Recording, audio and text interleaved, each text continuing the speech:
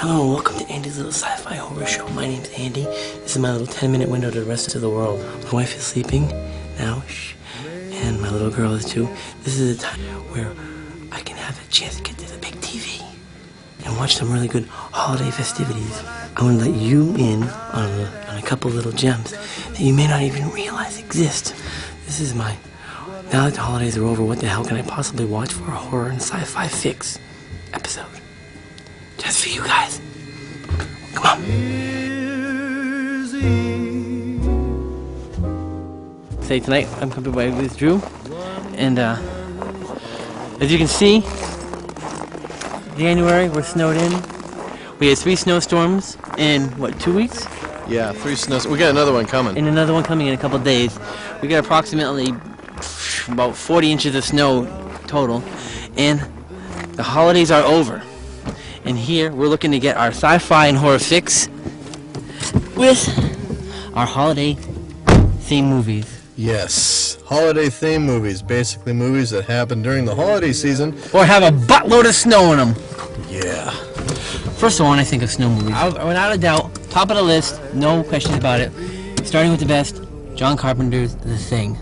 At the edge of the world, a team of scientists have unearthed a deadly alien frozen for over 100,000 years. Until now, from Universal Studios Home Video, John Carpenter's chilling masterpiece of suspense, The Thing. That's actually a remake of the 1950s original, which actually is a good movie. John Carpenter does know how to make the movie right. Yeah, he ended up in with the blood and the gore.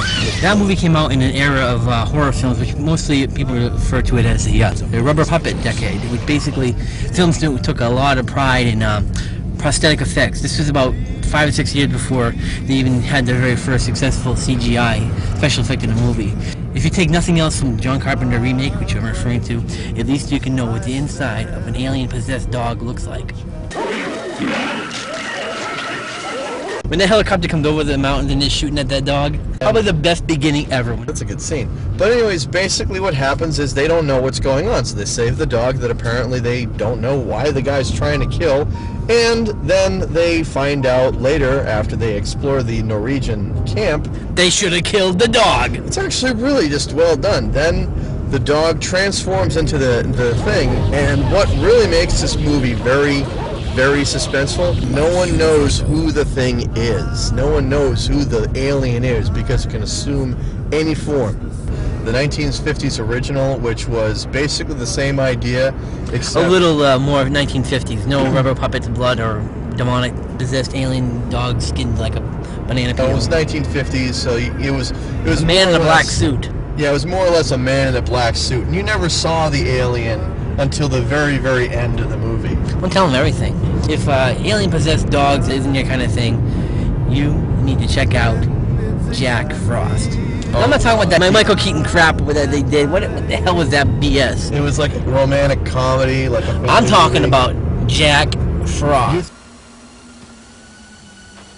I'm warning you!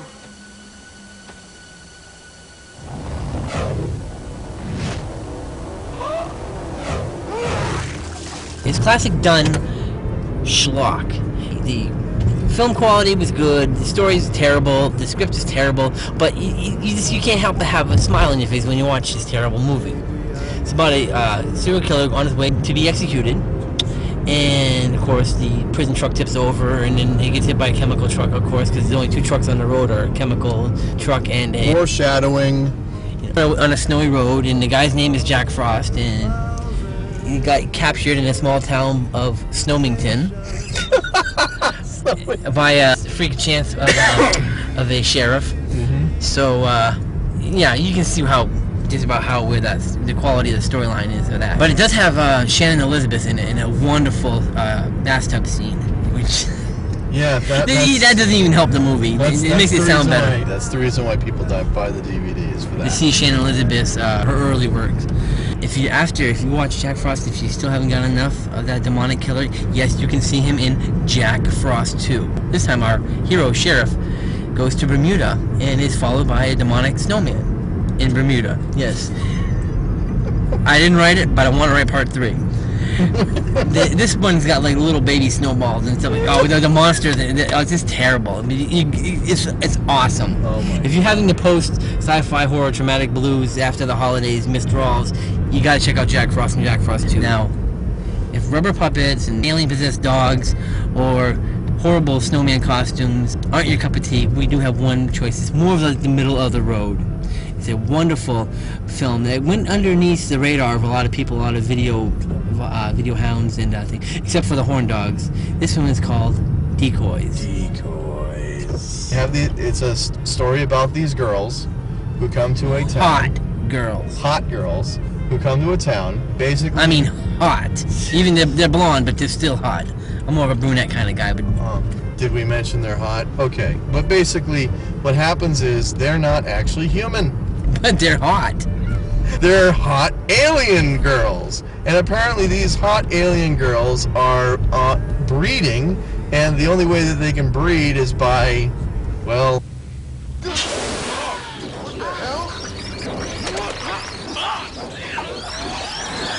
It's not what you want to have happen to you. But they're hot!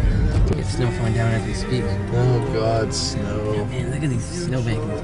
But we're in New England. We're used to this kind of weather. We are, but it doesn't mean we have to like it. Crazy snowbanking. Yeah, that is 10 feet tall.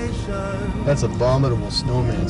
Continuing our post holidays withdrawal, sci-fi withdrawal. We gotta go the other way because we're going to get fast food. Fast food.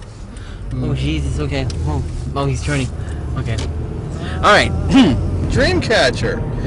A Stephen King based story about a group of guys that go on a hunting trip, and there's an encounter with something of another Earth that apparently this group of friends have to deal with. I forget the minor actors in the movie, but it had Morgan Freeman and Tom Sizemore in it as well.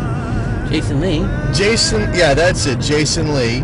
And these guys... The scene with the toilet. Oh my God, that scene is just like ridiculous. But that scene is so Stephen King if you've ever read his books. Alright, but basically that's a movie in which like there's this alien invasion, kind of like.